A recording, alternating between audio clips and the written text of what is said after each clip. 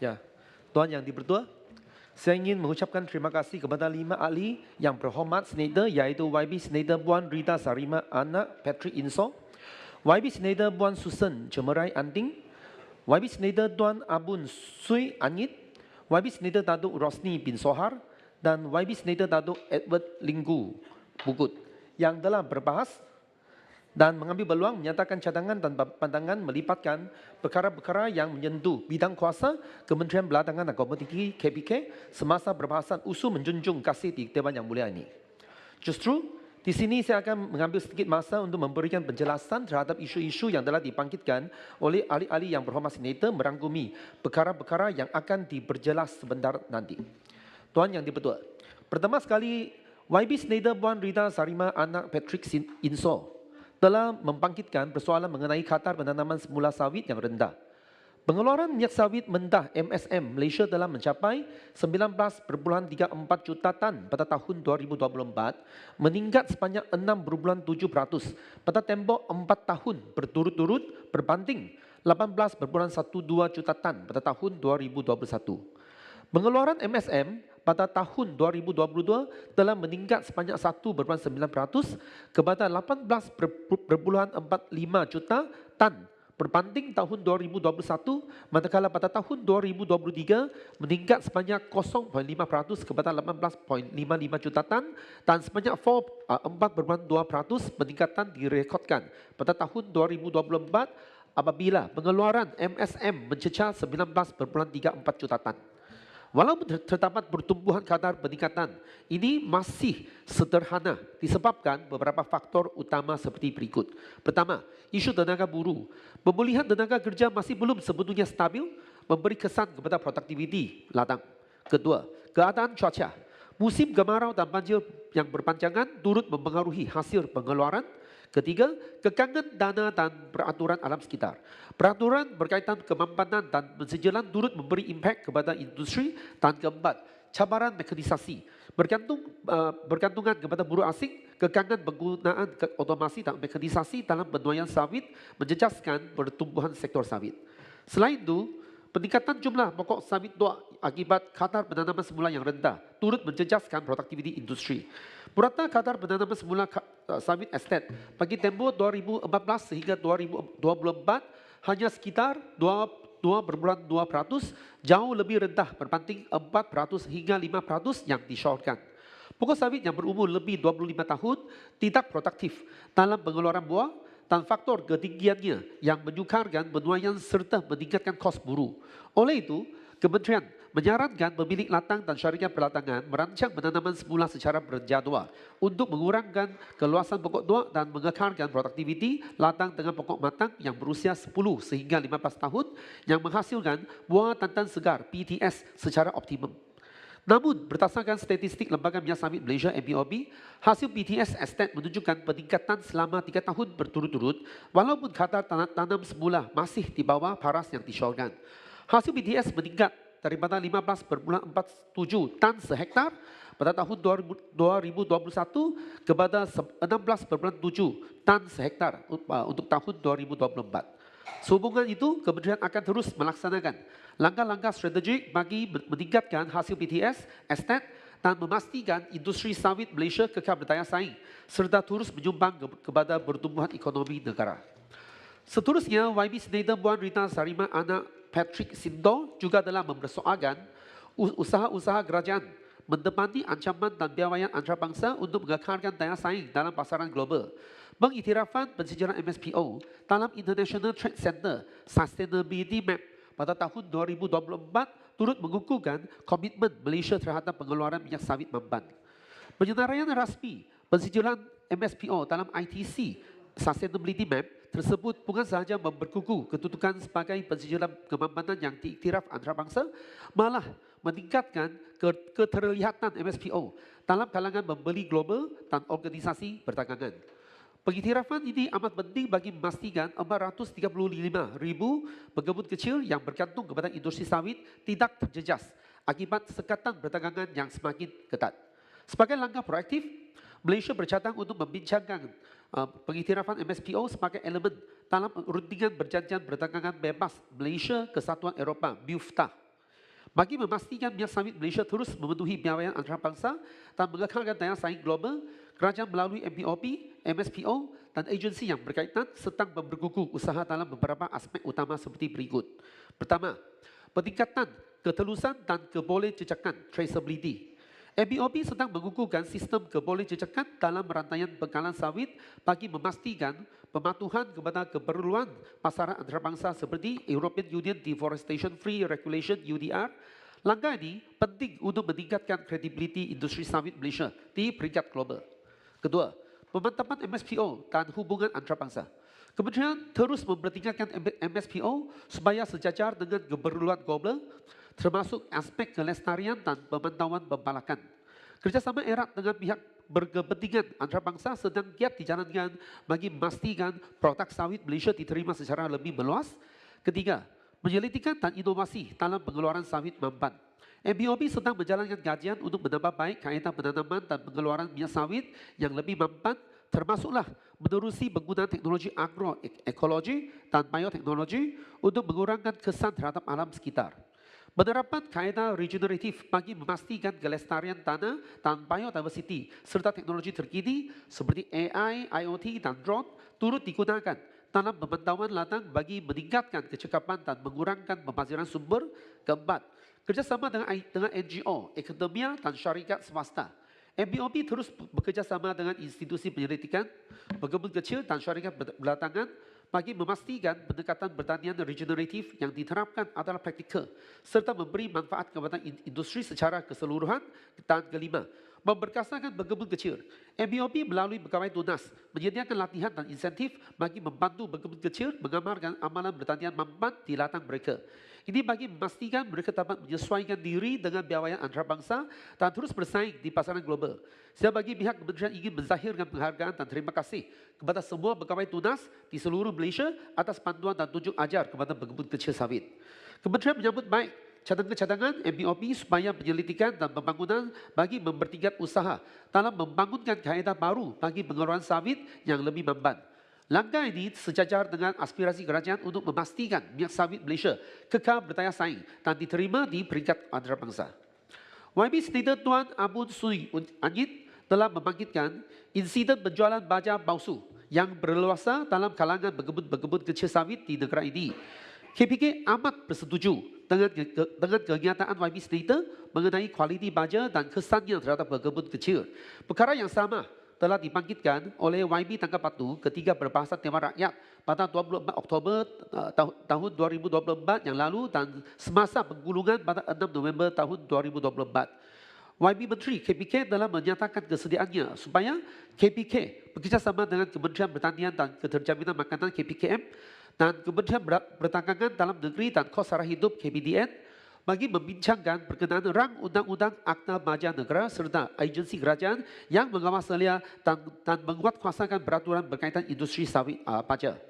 IUU ini penting untuk memastikan semua baja yang diimport, diekspor, dikilang dan dijual di dalam negara memenuhi piawaian kualiti dan spesifikasi bagi melindungi kepentingan pengguna seperti pekebun kecil. KPK juga memainkan peranan dalam memastikan kualiti baja melalui Pusat Perkhidmatan Agronomi Sawit OPEC yang dikendalikan oleh MPOP bagi membantu pekebun kecil. OPEC beroperasi di 3 lokasi, yaitu stesen penyelidikan MPOP di Keluang, Johor, Lahad Datu Sabah dan Hulu Bakar Terengganu yang berfungsi sebagai pusat analisis baja dengan kadar kos analisa yang minimum. Dengan jualan harga antara RM150 sehingga RM200 per sampel. Analisis ini merangkumi 5 nutrien penting dalam baja, yaitu nitrogen, fosforus, kalium, magnesium dan boron bagi membantu pekebun kecil menilai spesifikasi baja yang digunakan. Selain itu, OPEC turut menawarkan khidmat nasihat agronomi termasuk amalan pembajaan yang baik. MPOP akan mempertimbangkan cadangan untuk menaik taraf makmal R&D yang terletak di stesen penyelidikan Sesang Sarawak bagi menyediakan kemudahan penganalisaan baja di Sarawak. MPOP juga telah membangunkan sebanyak 6 formulasi baja, khususnya untuk kelapa sawit di berbagai jenis tanah. Semua formulasi ini dikawal selia oleh MPOP bagi memastikan keberkesanan kualiti dan spesifikasi yang memenuhi keperluan sawit. Fungsi MPOP turut diperkasakan melalui penyediaan khidmat pegawai tunas di setiap wilayah dan daerah yang berperanan untuk memberi khidmat nasihat dan sokongan secara langsung kepada pengembun kecil termasuk khidmat nasihat amalan agronomi, jenis baja dan kaedah pembajaan. Dan saya dengan ini mengesyorkan supaya semua YB Schneider dapat memaklumkan kepada semua pengembun kecil di kawasan masing-masing untuk mendapatkan bekalan baja daripada pengedar yang berdaftar dan sah. Pengembun kecil juga boleh membuat aduan mengenai penipuan kandungan baja berbanding dengan label dia kepada KPDN. Seterusnya, YB Schneider Datuk Edward Linggu Bukut telah mengesyorkan bahawa harga lantai getah digaji semula dan dinaikkan.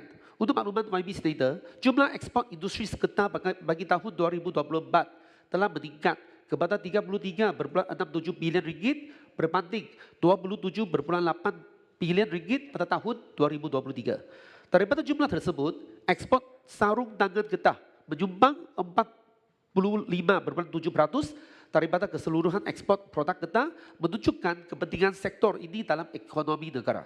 Kerajaan tidak menetapkan harga lantai jual beli kaplam atau getah kendalan atau latex. Namun, di bawah insentif pengeluaran getah IPG, kerajaan telah menetapkan RM3 sekilogram paras harga pengaktifan PHP sejak 1 Januari 2024. Berhubung cadangan YB Schneider mengenai meningkatkan PHP, perkara ini perlu diteliti dengan mendalam kerana ia melibatkan komitmen kewangan yang signifikan bagi kerajaan. Sebarang pelaksanaan perlu dipertimbangkan dengan mengambil kira kesan fiskal serta kemampuan kewangan negara. Sebagaimana YB Schneider sedia maklum, harga getah ditentukan oleh pasaran global yang dipengaruhi oleh faktor seperti permintaan dan penawaran antarabangsa, persaingan dengan getah sintetik serta keadaan ekonomi dunia. Oleh itu, sebarang penetapan PHP adalah untuk memastikan keseimbangan di antara kebajikan pengembun kecil dan pengeluaran getah negara. Dengan ini, kerajaan komited untuk memperkukuh mekanisme harga getah bagi menjamin kesejahteraan pengembun kecil dan kemampanan industri getah seluruh negara. Dalam hubungan ini, Lembaga Getah Malaysia (LGM) digesa untuk meneruskan kerjasama dengan Lembaga Industri Getah Sabah (LIGS) selaku badan pembangunan industri getah di Sabah dalam memperkukuhkan industri getah negara terutamanya dalam meningkatkan produktiviti dan daya saing sektor ini supaya dapat memberi manfaat kepada pengembun kecil secara langsung. Dan seterusnya, YB Schneider Puan Susan Cemerai Anting telah mempersoalkan dasar-dasar kerajaan untuk mempromosikan pelaburan dalam kilang tenaga payung-jisim. Kerajaan sememangnya komited dalam memperkukuhkan pembangunan tenaga boleh diperbaharui termasuk tenaga daripada payung-jisim selaras dengan dasar yang digariskan dalam Pelan Hala 7 Peralihan Tenaga Negara NETR dan Pelan Tindakan Payung-jisim Negara 2023 hingga 2030 PTPN 2030. KPK telah melancarkan PTPN 2030 sebagai rangka kerja strategik bagi membangunkan industri payung-jisim negara. Dalam konteks ini, kerajaan memberi penekanan kepada pelaksanaan ekonomi kitaran di mana payung-jisim sebagai sumber tenaga boleh baharu, mengurangkan bergantungan kepada bahan api fosil, mengurangkan masalah pembuangan sisa dan memberi nilai tambah kepada sektor perladangan serta pertanian melalui penghasilan produk bernilai tinggi. Program penjanaan tenaga daripada payung-jisim turut diiktiraf oleh badan antarabangsa seperti International Renewable Energy Agency (IRENA) yang menyatakan payung-jisim sebagai sebahagian daripada tenaga boleh diperbaharui, terutamanya jika ia berasal daripada sisa pertanian, kayu terbiar atau bahan organik lain yang tidak menjejaskan biodiversity. Selain IRENA, Badan Pensijilan Antarabangsa seperti International Sustainability and Carbon Certification (ISCC) juga mengiktiraf payung bitana yang dihasilkan daripada sisa buangan sawit sebagai sumber tenaga hijau. Selain itu, pembangunan industri penjanaan tenaga daripada sumber payung-jisim juga membuka peluang dan ruang kepada pengembun kecil untuk menjana pendapatan tambahan melalui penjualan sisa perlatangan dan pertanian, mewujudkan peluang pekerjaan baru serta meningkatkan akses kepada berbagai peluang ekonomi dalam sektor ini. Untuk menggalakkan pelaburan dalam sektor ini, kerajaan melalui Lembaga Pembangunan Pelaburan Malaysia (MAIDA) giat menarik pelaburan asing dan domestik ke dalam industri payung-jisim. Syarikat yang terlibat dalam pemprosesan atau penggunaan payung-jisim untuk menghasilkan produk bernilai tambah layak mendapat insentif cukai seperti pemberian taraf perintis dan allowance cukai pelaburan ITA. Syarikat dalam industri ini juga layak untuk memohon insentif pelaburan semula. Selain itu, bagi menggalakkan pelaburan dalam industri perjalanan tenaga daripada sumber biojisim, kerajaan juga memperkenalkan insentif melalui mekanisme Feed-in Tariff (FIT) yang dikendalikan oleh Sustainable Energy Development Authority (SETA). Walau bagaimanapun, FIT tidak diperkenalkan di Sarawak kerana perbezaan dalam dasar tenaga dan struktur kawal selia elektrik di negeri tersebut. Sarawak mempunyai kuasa otonomi melalui Ordinan Tenaga dalam pengurusan tenaga sendiri. Kesimpulannya, kerajaan akan terus memperkasakan industri biojisim sebagai sebahagian inisiatif peralihan tenaga negara. Dengan sokongan MAITA, insentif strategik dan kawal selia yang ketat, biojisim bukan sahaja dapat menarik pelaburan berkualiti tinggi, tapi juga menyumbang kepada pembangunan luar bandar yang mampan seterusnya mencapai matlamat karbon sifar negara menjelang tahun 2050. Seterusnya, YB Senator Datuk Rosli bin Sohar telah membangkitkan persoalan mengenai usaha kerajaan dalam penciptaan teknologi terkini dan penggunaan kecerdasan buatan AI dalam menangani isu kekurangan tenaga kerja dalam sektor belakangan. Sebagai langkah proaktif, kerjasama strategik antara berbagai agensi termasuk Kementerian Sains, Teknologi dan Inovasi MOSTI dan industri telah diadakan melalui penubuhan konsortium penyelidikan mekanisasi dan otomasi sawit MARKOP. Inisiatif ini bertujuan meningkatkan produktiviti industri sawit Malaysia, mengukuhkan sistem rantai bekalan makanan, serta mengurangkan kebergantungan kepada tenaga buruh asing. Satu perbincangan peringkat tertinggi di antara ketua-ketua menteri telah diadakan, dengan fokus utama merangka hala tuju otomasi dalam sektor belakangan. Hasil awal daripada perbincangan ini telah membawa kepada pembangunan beberapa prototipe teknologi oleh pihak industri dengan sokongan MOSTI dan beberapa syarikat terlibat dalam proses penyediaannya. Susunan sesi perbincangan tersebut, beberapa sesi uji lari, test run, cedera yang dibangunkan oleh industri, termasuk syarikat pemula startup, telah diadakan di beberapa lokasi seperti Tanggak, Johor dan Keratung, Pahang. Uji lari ini turut disertai oleh wakil dari BIMOS, Meranti, MPDC, Agensi Nuklear Malaysia, Malaysia Robotics and Automation Society, MIRAS, serta universiti seperti UiTM, UTM dan UMS bagi menilai keberkesanan teknologi yang dibangunkan. Adaptasi teknologi AI, termasuk otomasi dan digitalisasi, juga telah diperluaskan di sektor penggilingan sawit, seperti mana dilaksanakan melalui projek AI-based Smart Palm Oil Mill di Binsawi Industri, Kuala Kangsar, Sdn Bhd yang telah dirasmikan oleh YB Menteri Belakangan dan Komoditi. Antara impak yang ketara hasil daripada pelaksanaan projek ini adalah penjimatan kos operasi kilang melalui pengurangan tenaga kerja asing sebanyak 40% serta penjimatan kos penyelenggaraan yang turut membantu meningkatkan produktiviti melalui kecekapan pengoperasian dan juga penggunaan sumber. Selain itu, satu sesi lawatan telah diadakan untuk meninjau keberkesanan inisiatif otomasi dalam sektor belakangan sawit.